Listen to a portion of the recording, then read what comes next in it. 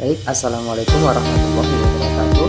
Perkenalkan, kami dari kelompok 3 dari Prodi Ekonomi Syariah UGY yang beranggotakan Muhammad Abdul Rahim, yang kedua Febri Kurniawan, setelah itu Ading Yadi Adikasari, setelah itu Novita Alvinatus Syadiyah, yang selanjutnya Binti Syaidah Durrani, dan yang terakhir Nisrin Kurnia.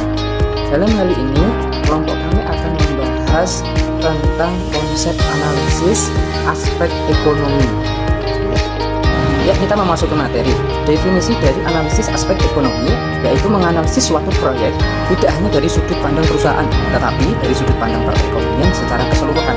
Mari kita simak perbedaan antara analisis keuangan dan analisis aspek ekonomi. Yang pertama, analisis keuangan hanya berfokus pada manfaat dan pengorbanan dari sudut pandang perusahaan saja. Nah, untuk analisis ekonomi yaitu memperhitungkan dampak bagi semua pihak dalam perekonomian.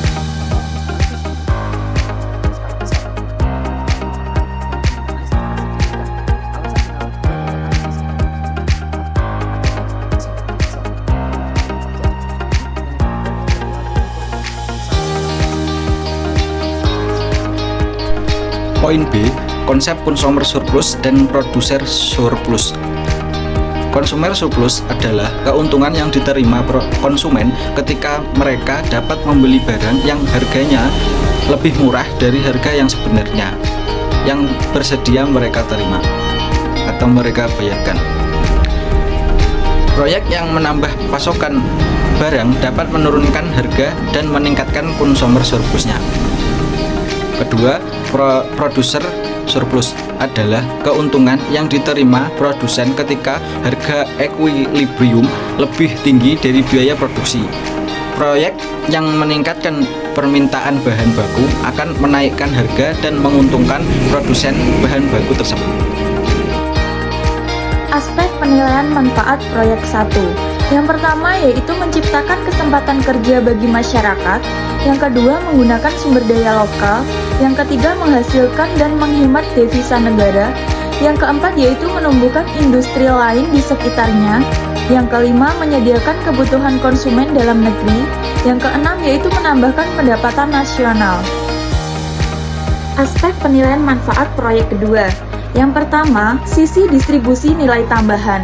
Proyek harus memiliki nilai tambahan yang dapat dihitung secara kuantitatif dan distribusikan dengan jelas. Yang kedua, sisi tenaga kerja. Proyek dinilai kemampuannya adalah meningkatkan kesempatan kerja. Yang ketiga yaitu sisi keuangan ekonomi nasional. Manfaat proyek dihitung menggunakan metode economic rate of return. Yang keempat yaitu sisi pengaruh sosial.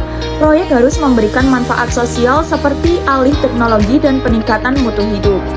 Yang kelima yaitu sisi manfaat atau biaya sosial, menggunakan shadow price atau harga bayangan untuk menilai biaya atau nilai sosial yang sebenarnya dari faktor produksi atau hasil produksi. Hambatan di bidang ekonomi. Pembangunan ekonomi di Indonesia menghadapi berbagai tantangan antara lain. Yang pertama, iklim tropis yang kurang mendukung gairah kerja. 2. Produktivitas yang rendah. 3. Modal yang sedikit akibat pendapatan dan tabungan yang rendah. 4. Besarnya angka pengangguran. 5. Ketimpangan distribusi pendapatan.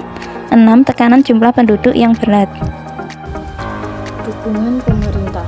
Pemerintah memiliki kepentingan agar perdagangan dalam negeri menghasilkan devisa bagi negara. Salah satu bentuk dukungan adalah melalui proteksi perdagangan untuk mencegah pasar persaingan bebas. Instrumen kebijakan proteksi. 1. Kebijakan perdagangan luar negeri atau tarif dan non-tarif. Kebijakan perdagangan dalam negeri, pajak, pengaturan distribusi, stabilisasi harga. Kebijakan produksi, subsidi atau pajak, perlindungan harga. Pendekatan analisis ekonomi proyek, metode UNIDO, dimulai dari analisis profitabilitas finansial berdasarkan harga pasar, kemudian disesuaikan untuk mengestimasi manfaat bersih proyek sesuai dengan harga ekonomi. Pendekatan analisis ekonomi proyek, yaitu menggunakan metode UNIDO, dimulai dari analisis profitabilitas finansial berdasarkan harga pasar, kemudian disesuaikan untuk mengestimasi manfaat bersih proyek sesuai dengan harga ekonomi. Kemudian harga bayangan, shadow price, digunakan untuk menilai sumber daya resource seperti Input dan output yang diperdagangkan, tradable dan tidak diperdagangkan, not tradable. Tenaga kerja, yaitu mempertimbangkan opportunity cost. Modal, mempertimbangkan opportunity cost modal. Valuta asing, yaitu menggunakan kurs pasar bukan kurs resmi.